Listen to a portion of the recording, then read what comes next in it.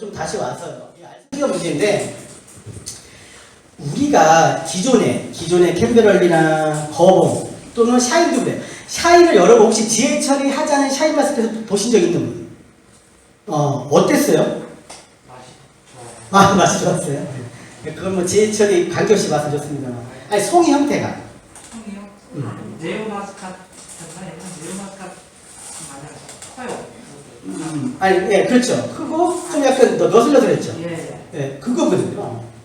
그러니까 샤인 마스켓을 가만 놓고 보면 여기 뒤에도 사진 있을 건데요. 이렇게 너슬너슬합니다. 그러니까 우리 스위프트보다는 덜해요. 스위프트는 이제 너무 이렇게 너슬너슬하지만 샤인도 보면은 이렇게 더 너슬해요. 근데 이거를 GH를 탁 하니까 캠베럴처럼 되는 거예요. 캠베럴이 모양으로 가니까 알수기가 또 어려운 거예요. 그러니까 저는 앞으로 뭐 포드뿐만 아니라 농업의 대부분의 과정에 있어서는 앞으로 관건은 노동력입니다. 뭐 품질도 물론 중요하죠. 그렇지만 노동력이 많이 없기 때문에 어떻게 하면 생리적으로 하는지 같은 일을 하더라고요. 그런 면에서 보면 알속기는 누군가는 해결해줘요. 그래서 그러면 지금의 캠베럴이나 아니면 샤인마스켓의 GHL에는 그런 소위 말하는 원통형에서 알속기 기술을 개발하는 것은 한계가 있어요. 뭐 체계는 그렇게 쓸 수 있죠. 이거는 뭐 나선형으로 알을 파세요 이렇게 할 수 있죠. 또는 뭐 직영 단위로 먼저 그렇게 말로는 돼요. 말로는 뭐 이렇게 고상하게 할 수 있어요. 근데 과연 그게 농가에서 그렇게 하기가 쉽지 않다는 거죠. 그래서 저는 이 알속기는 우리가 새로운 기술을 개발해서 풀기보다는 품종을 바꿔야 돼요. 품종을 어떻게 바꾸냐? 이런 식으로 바꿔야 돼요. 수입 포도식으로 가야 돼요. 알속기 문제를 해결해야 돼요. 그러니까 앞으로 포인트를 글로 보셔야 돼요. 샤인머스켓을 만일 GH는 아니면요, 이거보다 좀 더 늦으네. 이산지보다. 그래서 만일 샤인머스켓을 유액제를 한다면 알속기를 훨씬 부드럽게 할 수 있어요. 근데 우리가 뭐 시험노포드라고 아니 시업계 이제 하느라고 GH를 하니까 이렇게 하는 거죠. 이렇게 가면 알속기는 어려워집니다. 그래서 그래서 이제 제가 이렇게 현장에 다녀보면 그러신 분이 있어요. 내가 땅도 있고 이렇게 하는데 지금 내가 포도밭을 혼자 하시는 분 이러는 거예요.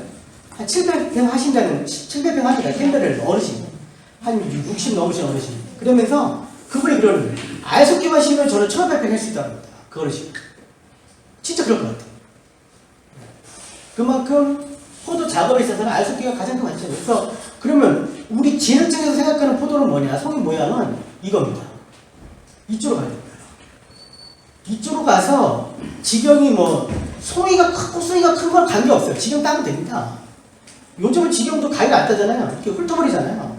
밑에 끝에 딱 잡고 쭉 훑습니다. 여러분도 샤인머스켓 어떻게 하죠? 꼬순이 다듬을 때? 혹시? 그러세요? 손을 훑으세요? 손을 훑으시는 분. 이쪽 분들 손을 되게 아끼시네. 50개 오셨는가? 손도 안 들고. 그럼 나머지 분들은 가위를 이렇게 잘라요? 하나씩요? 예. 가위를 하세요? 그렇게 하지 마세요. 그냥 손을 훑으시면 돼요. 어렵지 않습니다. 근데 주의점이 있어요. 상처라는 관계 없어요? 예? 상처가 많이 나요. 상처 없어요. 상처 나도 다 아무지. 저희도 상처도 아무잖아요. 똑같습니다. 관계없어요. 한 20송이는 버리세요 치셔야 돼요. 자기가 이걸 연습을 하셔야 돼요. 그러면 이런 게 있습니다. 해다가 3송이, 한 5송이 했는데 2개 뿌렸어요. 그럼 안 해. 이러면 안 돼. 20송이까지 훑는 거예요. 어차피 많이 버릴 거잖아요. 버리잖아요. 그래서 그 감을 익히시면 가위로 답니다. 또 그거 있죠. 무슨 화수 정역이 있었잖아요. 그거 안 좋습니다. 네? 불편해요? 네. 왜냐면 걔가 사실 좋은 애예요. 근데 좋은 애인데 송이축이 반듯하지가 않아요. 근데 칼날이 이렇게 되어 있단 말이에요. 원형으로. 쭉 올리다가 송이축이 약간 기울으면 잘려나가니까. 저희가 생각하는 샤인머스켓은 그래요. 농갈등에서 보면 다다익선 같아요. 마늘 맛이 좋을 것 같은데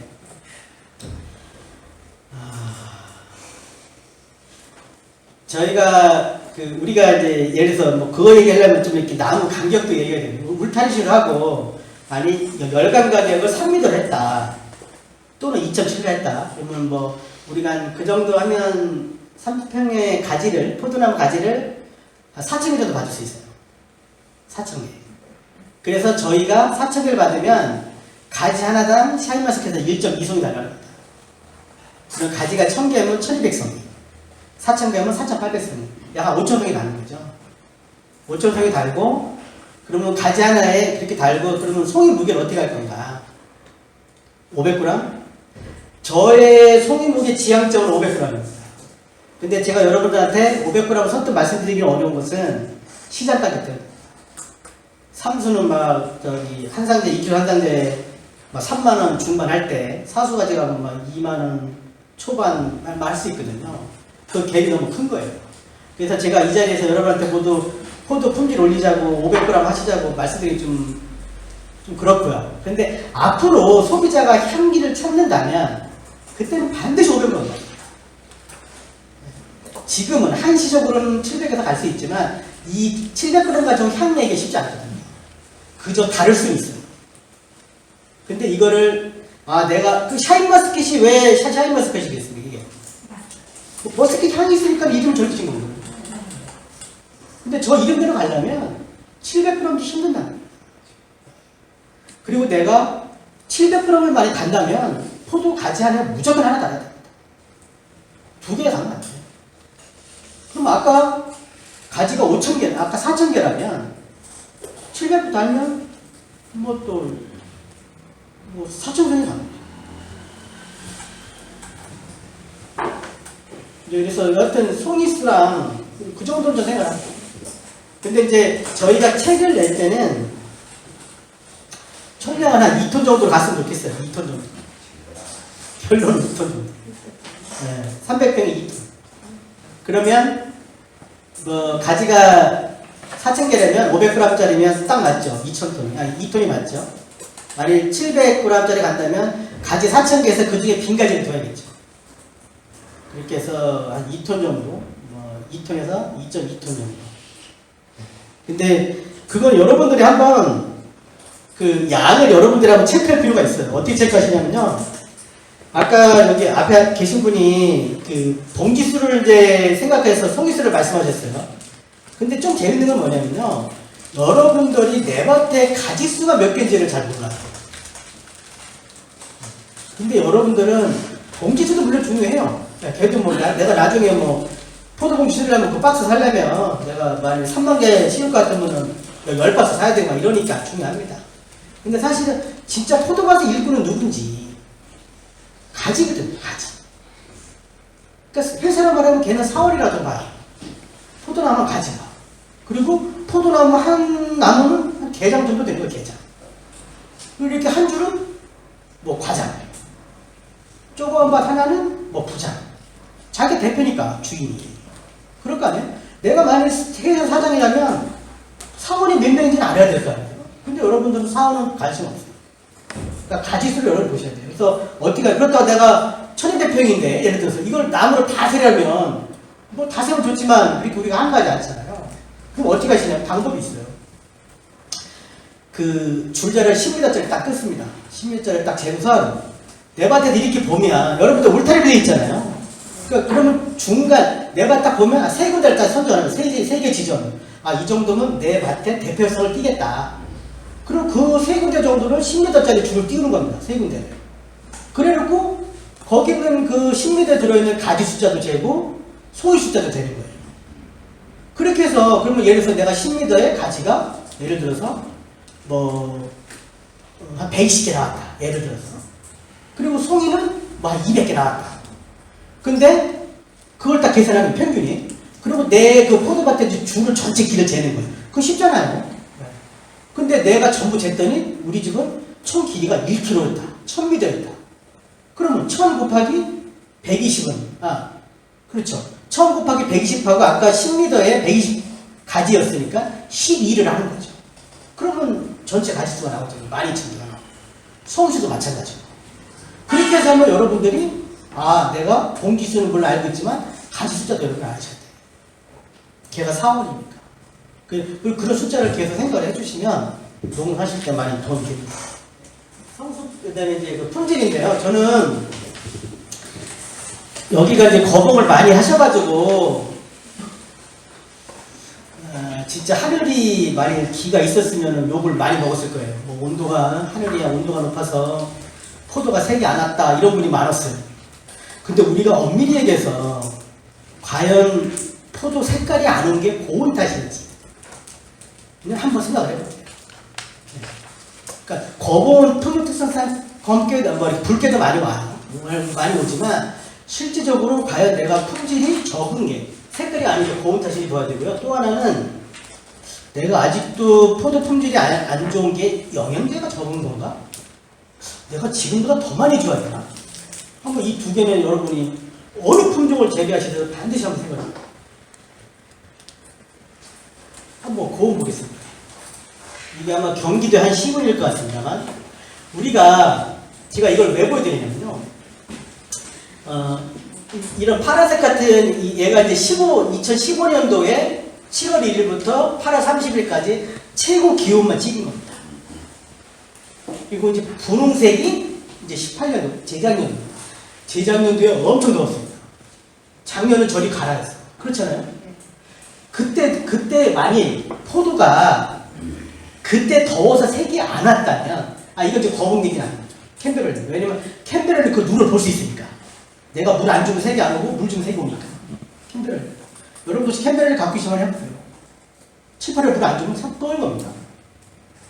물 많이 줘보세요. 알도 굵어지고요. 색도 잘 옵니다. 포도 열과는 또 다른 문제예요. 네. 여러분도 제가 물 주라면 열과 때문에 어떡하지 이렇게 하시거든요. 그건 또 다른 문제예요. 그건 또 달리 얘기를 해야 됩니다. 물 주셔야 됩니다. 그렇게 했을 때 이렇게 지금 여기 이제 2018년도에 더웠잖아요. 이 분홍색 2018년도거든요. 그래서 제가 그 김제에 이렇게 장목반을 이렇게 매달 가서 교육을 해주는 농가가 있어요. 거기 장목반이 있어요.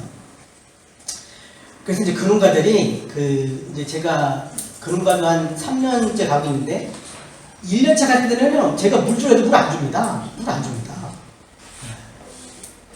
그래서 2년차부터 물 줬어요. 그때에서 그러니까 왜 우리가 이렇게 여러분들 하시는 분도 있을 것 같은데 이 비가림 재배면서 청창이랑 측창을 막아서 하시는 분들 있잖아요. 그럼 그분들 일반 비가림보다 숫기가 한 2주 정도 빨라요. 진짜 그렇습니다. 근데 그런 분들 그래서 그런 농가에 우리가 교육을 하면서 그 밭에다 물을 집중적으로 줬어요. 그랬는데 그 밭이요. 이거 실제 사례입니다. 김제. 뭐 나중에 필요하시면 제가 뭐 전화번호 드릴 수 있어요. 한 7, 8년 동안 포도가 색이 안 와서 못 땄는 거예요. 캔베럴리가. 색이 기가 막히게 왔어요. 그래서 그게 어디까지 작용을 했냐면 그걸 보고서 그 농가들이 동네 제가 그 8월 중순쯤에 갔는데요. 진짜요. 동네 어디가 이렇게 호수도가 막 다니는 거, 물 호수. 저희 어렸을 때 이렇게 논에 비 안 오면 막 저수지에서 겨우기 3단을 이어 폈잖아요. 물을. 결론은 뭐냐면 2018년처럼 고온이 와도 간수량만 충분했으면 캠벨 색깔 기가 막히게 왔습니다. 근데 거봉도 저는 거기서 잘했잖아요. 근데 거봉은 사실 물을 많이 줘도 색이 생각한 만큼 많이 안 옵니다. 이건 품종 특성 같아요. 그렇지만 당이라든지 알 발효 쪽은 분명히 올라갑니다. 물을 많이 주면 포도가 큽니다. 탱글탱글해요. 그래서 이런 걸 봐도 앞으로는 뭐 성숙기 때 뭐가 안 익었다. 그게 고온이 아닐 수도 있다. 그래서 뭐 온도가 높아서 안 익었다. 이건 좀 곤란합니다. 그것도 한번 보시고요.